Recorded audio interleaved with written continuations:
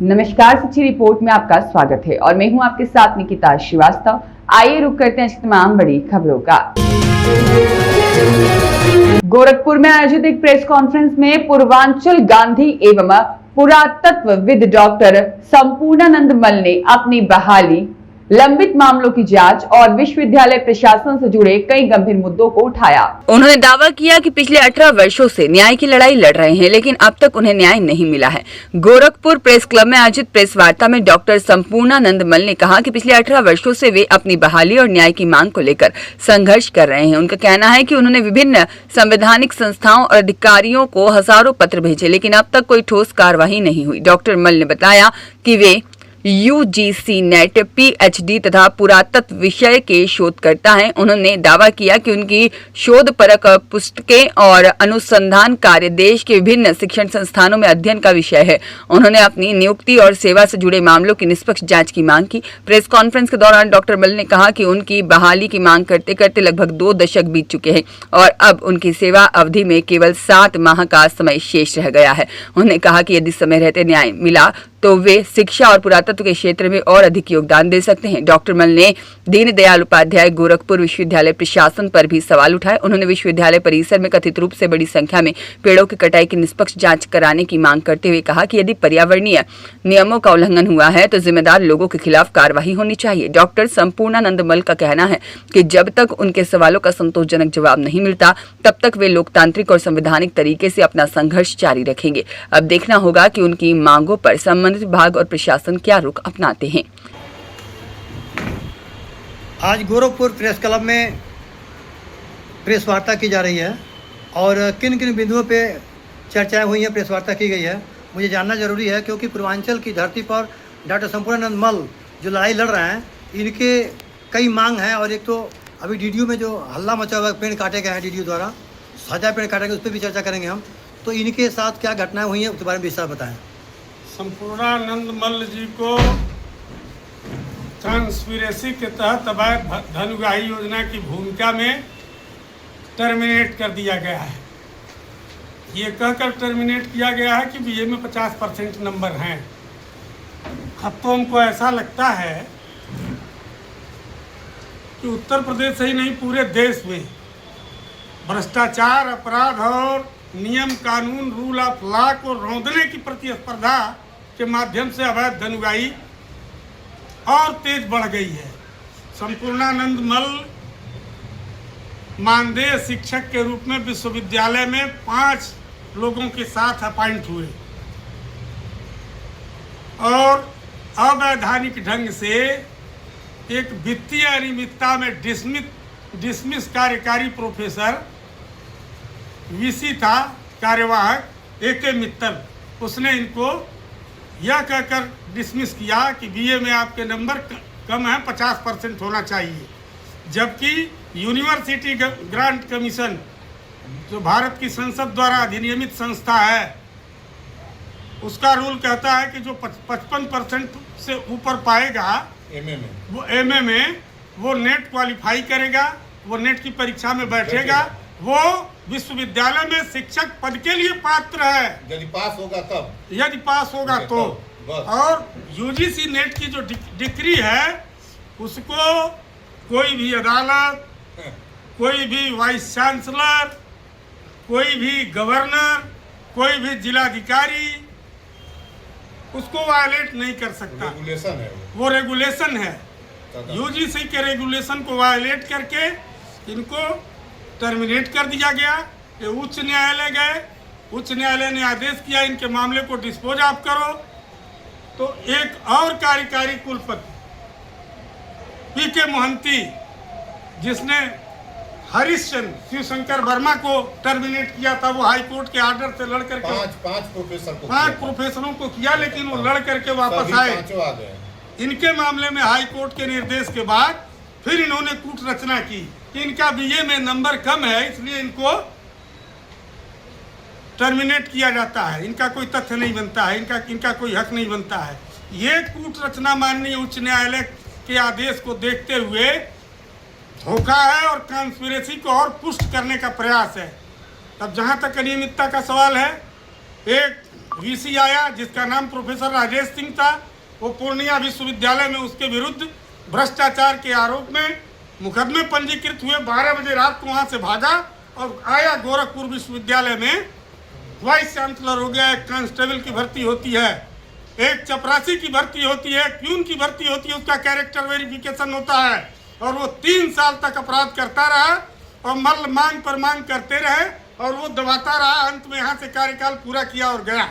और एके मित्तल की तो वो हालत हुई कि वो तो प्रोफेसर होने के लायक नहीं था, वो डिसमिस हुआ, उसकी पीएफ पेंशन जब्त हो गई। इसके बाद ये मांग दर मांग करते रहे। यूजीसी की कोई अनीता मिश्रा मैडम है, 2008 में लिखा कि कहीं कंटेम्प्ट न हो जाए। यूजीसी का नहीं, सचिवालय की स्पेशल सचिव कुछ उच्च शिक्षा अनीता मिश्रा कोई हैं, 2008 और 2008 में लिखती हैं कि इनके मामले को तत्काल त्वरित ढंग से डिस्पोज ऑफ किया जाए। और डिस्पोजल नहीं होता है, मुझे सूचित किया जाए और शिकायतकर्ता को सूचित किया जाए, डॉक्टर संपूर्णानंद मल को। वो पत्राचार भी दबाकर बैठ जाता है, आज तक नहीं कोई विश्वविद्यालय बैठ जाता है। फिर एक कुलपति यहाँ ही लगता है कि ऐसा समझा जाता है कि ये भी नाजायज धन राजभवन में देकर अपॉइंटमेंट पा गई।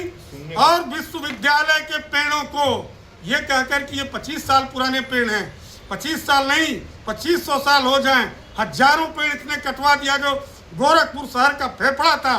और ऐसा समझा जाता है कि फिर किसी उच्च पद पर जाने के लिए पेड़ों को काट कर इसने राजभवन पहुंचाया है। अन्यथा की स्थिति में डॉक्टर संपूर्णानंद मल की बहाली अब तक हो गई होती, ये रीस्टेट हो गए होते, इनको सब भुगतान हो गया होता। 7 महीने का और टाइम है। अगर ये तथाकथित हरिश्चंद्रों की सरकार चाहती है कि सबके साथ न्याय हो, ये एलिजिबल पर्सन है, इन्होंने कोई अन्याय नहीं किया है। ये हर शोषित पीड़ित मानवता के खिलाफ जो अपराध होता है उसके विरुद्ध उठकर खड़े होते हैं। ऐसे व्यक्ति को, जो गोरखपुर विश्वविद्यालय का पहला ऐसा ब्राइट स्टूडेंट है जो डीयू में गया और आर्कियोलॉजी में पीएचडी करके आया, हिस्ट्री में, और उसकी लिखी किताबें गोरखपुर विश्वविद्यालय पढ़ाता है। पूरे देश में पढ़ाई जाती है, पूरे देश में पढ़ाई जाती है। लेकिन संपूर्णानंद मल तथाकथित प्रोफेसर हैं। विश्वविद्यालय प्रशासन बताएगा कि संपूर्णानंद मल तथाकथित प्रोफेसर हैं। और तथाकथित प्रोफेसर कैसे नियुक्त किया जाता है? इनकी अपॉइंटिंग अथॉरिटी अगर टर्मिनेट करती तो मैं मान लेता। इनकी अपॉइंटिंग अथॉरिटी ने टर्मिनेट नहीं किया। गलत लोगों ने, अधिकार विहीन लोगों ने, अवैध धनुगाही भूमिका योजना के तहत जिन लोगों ने धन पहुंचा दिया, जो 45 नंबर पाए, 49 नंबर पाए, उनका अपॉइंटमेंट हो गया, रिटायर होकर घर गए प्रोफेसर होकर, और वो पेंशन ले रहे हैं। और एक जायज आदमी वो नेट पीएचडी भी नहीं है। और एक जायज आदमी जो दिल्ली यूनिवर्सिटी का पीएचडी होल्डर है, जो नेट जेआरएफ है, यूजीसी कहता है कि तुम एलिजिबल हो प्रोफेसर के लिए, शिक्षक के लिए, उसको घुमाया जा रहा है। डॉक्टर साहब नमस्कार। आज प्रेस क्लब गोरखपुर में मौजूद हूँ और आज ये प्रेस कॉन्फ्रेंस बुलाया गया है, तो क्या आपने इसमें पत्रकारों के बीच क्या क्या वार्ता हुई है और क्या कहना चाहेंगे आप? मैं यही कहना चाहता हूँ विश्वविद्यालय से कि मैं योग्य हूँ। एक ही योग्यता है भारत में विश्वविद्यालय और कॉलेज के लिए, असिस्टेंट प्रोफेसर के लिए, वह है MA 55% और UGC नेट पास होना चाहिए। BA में कोई 33 पाया है, 99 पाया है, इससे कोई मतलब नहीं। वह मैं योग्य हूँ। और मुझे विश्वविद्यालय 2008 में अयोग्यता के आधार पर निकाल दिया था। एक फ्रॉडुलेंट कुलपति ने कूट रचित एक दस्तावेज तैयार किया और साजिश रची गई है बाकायदा। मैं इस कैमरे पर नहीं कहना चाहता, मैं इतना ही कहना चाहता हूँ यहाँ से लेके और ऑनरेबल गवर्नर से और ऑनरेबल CM साहब से, जो जीरो टॉलरेंस और जो ईमानदारी की सरकार के नगाड़े बजाए जाते हैं, कहाँ ये लोग सोए हैं, किस गली में हैं, कि मैं यदि योग्य नहीं तो इस भारत के अंदर, इस विश्वविद्यालय को तो छोड़ दीजिए, इस भारत का कोई आचार्य योग्य कैसे? यदि रेगुलेशन UGC संसद का बना रेगुलेशन के अनुसार यदि जो योग्यता है वो वही योग्य नहीं, मुझे BA के सर्टिफिकेट से क्या मतलब है? मुझे MA में 55% के आधार पर प्रथम श्रेणी PG था, मैं नेट दिया, नेट क्वालिफाई हूँ, JRF archaeological survey of India हूँ। मुझे आपके इस अयोग्यता से क्या लेना देना? मेरी योग्यता गवर्नर तय करेंगी, प्रेसिडेंट या कोई शासनादेश तय करेगा, फ्रॉडुलेंट कुलपति तय करेगा, कोई नहीं तय कर सकता।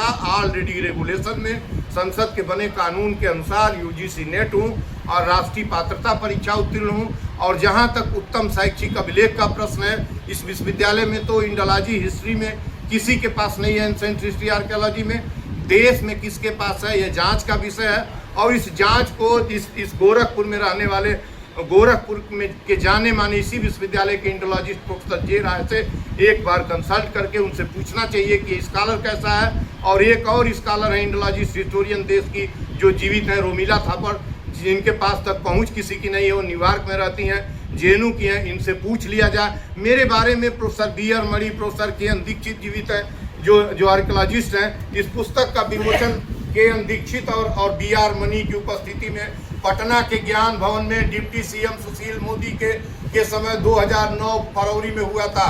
यह पुस्तक जो है, यह पुस्तक देश के सारे विश्वविद्यालयों में पीजी स्तर पर मेथड्स एंड थियरी की पुस्तक है। रिसर्च इंडिया प्रेस दिल्ली ने इसको पब्लिश किया है और यूट्यूब सहित सारे जितने भी चैनल्स हैं, फ्लिपकार्ट, यूट्यूब और अमेजन, सब पर पुस्तक उपलब्ध है। मेरी पुस्तक पूरे देश में पढ़ाई जाती है मेथडोलॉजी की। मैं निवेदन अंतिम रूप से ही करता हूँ ऑनरेबल गवर्नर महोदया से और ऑनरेबल सीएम साहब से, जोगी जी से, कि क्या आपको ये समझ में नहीं आ रहा है कि क्या हो रहा है। मेरी योग्यता की परख कब तक होती रहेगी।